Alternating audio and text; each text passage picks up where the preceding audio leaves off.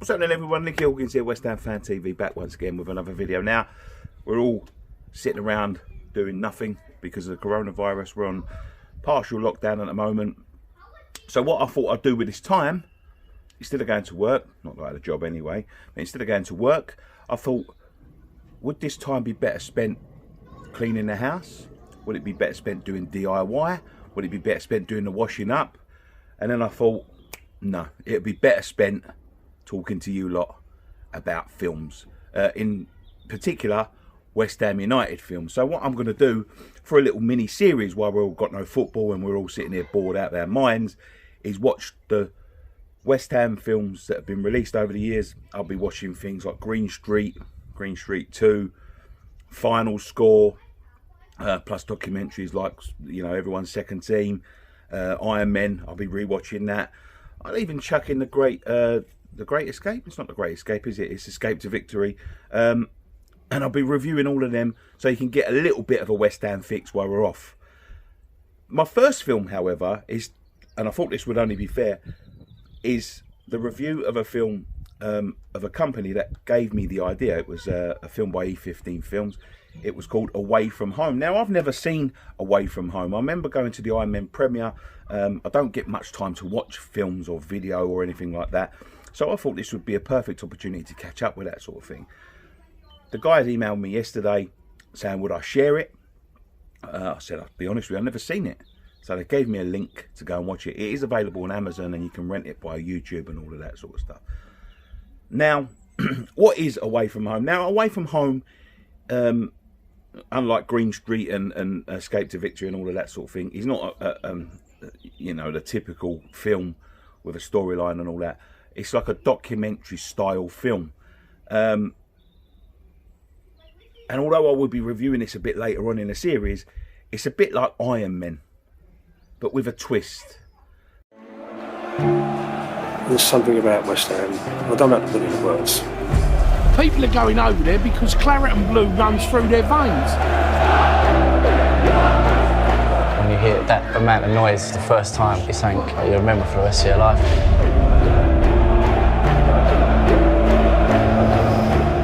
In my will, I've put in it that I want my ashes get over Upton Park. No way did I think we're going to ever move from there. You know, I always said to kids, I ain't going to take a pension out now. I've got, oh, that's that gone forever. Ain't now, is it? Now we've got to up sticks and move somewhere else. I don't think we had to, really. Part of the club's dying today because so much of what West Ham is its own ground.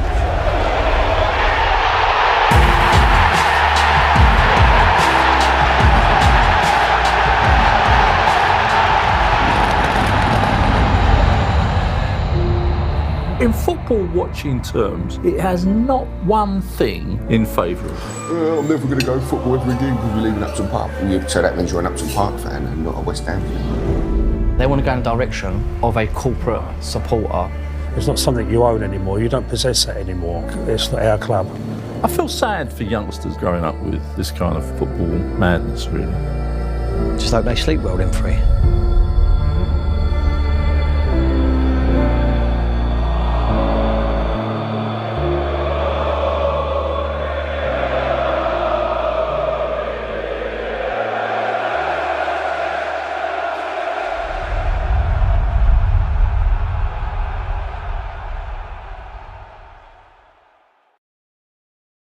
Now, I've seen Iron Men. I enjoyed Iron Men. I'll review that later on in the series. But Away From Home is a tale of the move from the bowling to the Olympic Stadium. Similar sort of story. But for me, it got more... It's like... I think Gio sent me a tweet, so I'm going to be cheating and taking this a little bit. It's like a raw Iron Man. It is... concentrating more on the fans' experience of the move from the Olympic Stadium, small businesses around Upton Park, and it's concentrating on that sort of aspect of it. Working Man's Club is in there, and I'll be honest with you, I watched it this morning. It's not too long, it's an hour, and if I had a gripe about the film, it would be that it's only about an hour long. I thought it could be a little bit longer, although I do think that would have drawn out a lot of the stories. But I'll tell you the reason why I was a bit disappointed that it was only an hour and a minute. It captivated me. And not only did it captivate me, it drew some real contrasting images in my mind between the experience at Upton Park and the experience at the London Stadium. Probably the first time I've ever seen the two hand in hand in that sort of depth. Now, it hits you in the feels, it hits you in the heart. You know, if you're someone that loved Upton Park like me, you know, this is a real nostalgic trip down memory lane, but also it makes you miss a lot of what made West Ham. And I think it's a fantastic film. I'll be rating them at the end out of 10. I'll be honest, it made me a little bit emotional. And it's just the first time I think I've ever seen the contrasts and the fans before and the fans after. Like, not just in Iron Man you see it all before and a tiny little snippet after. It's about half and half, this film. It follows a few fans. One I knew actually, George, who used to play for the Thames Ironworks, and his dad, a couple of other guys, and their older dads. Mrs. Frisky, the burger bar that used to be across the road from the main gates at Upton Park, I believe.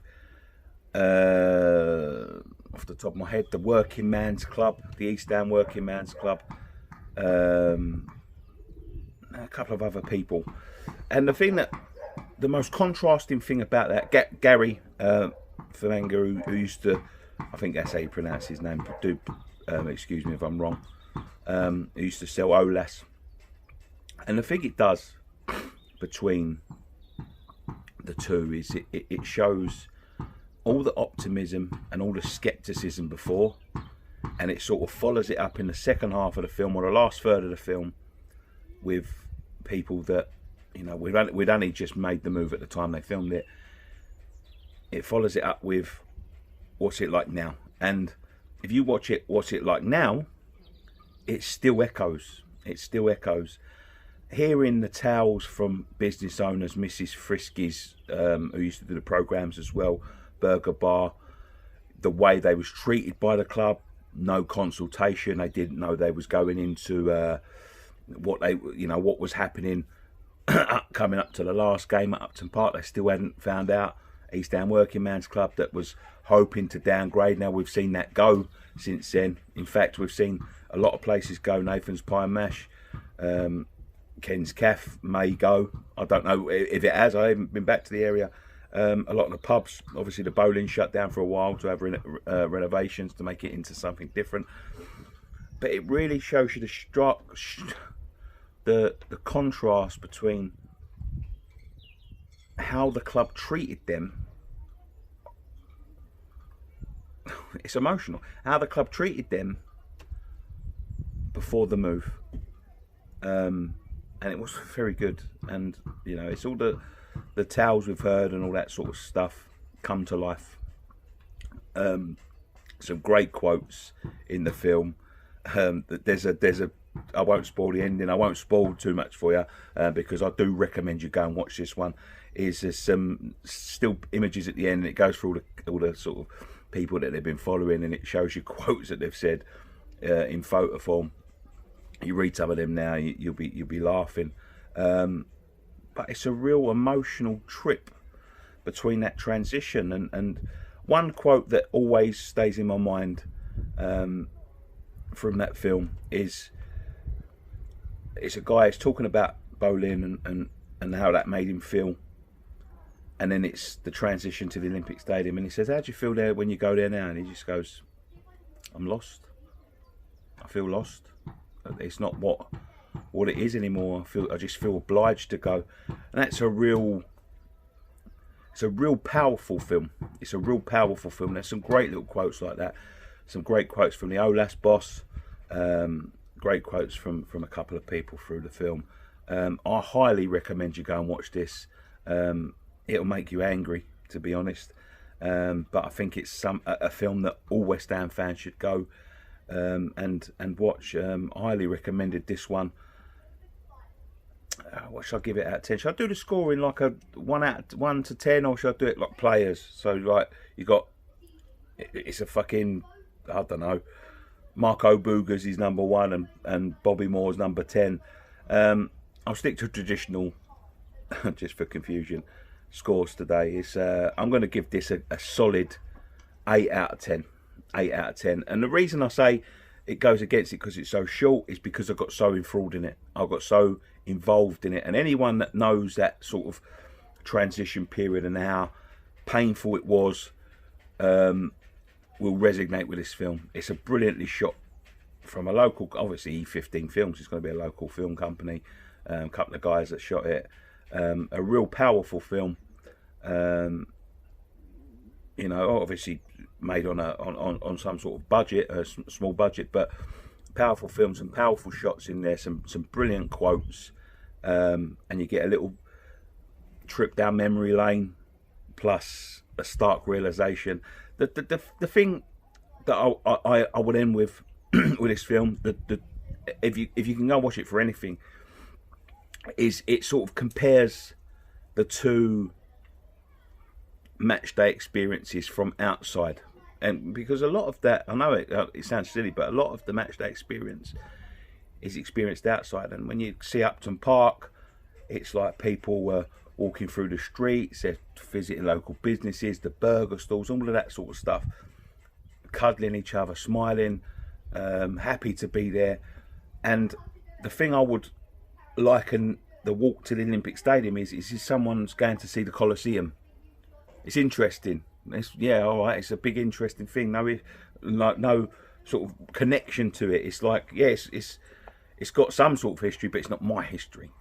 It's not, you know. It's interesting to see, but I'll see it once and that's it. It is a real contrasting film, and I know this is not like a typical film review, but I hope you found it a little bit interesting. If you get a chance, go and watch that. It's on Amazon now. Give the guys at E15 Films a tweet if you can. Tell them that we've recommended you. And if you want to recommend any films for me to watch, if I haven't mentioned any West Ham related films, put a comment in the comment section down below. Have you seen the film already? Did you like it? Let me know that. Let's get involved while there's no football going on. Thanks guys. Highly recommended. Thumbs up from me. One thing left to say. Come on, your hands.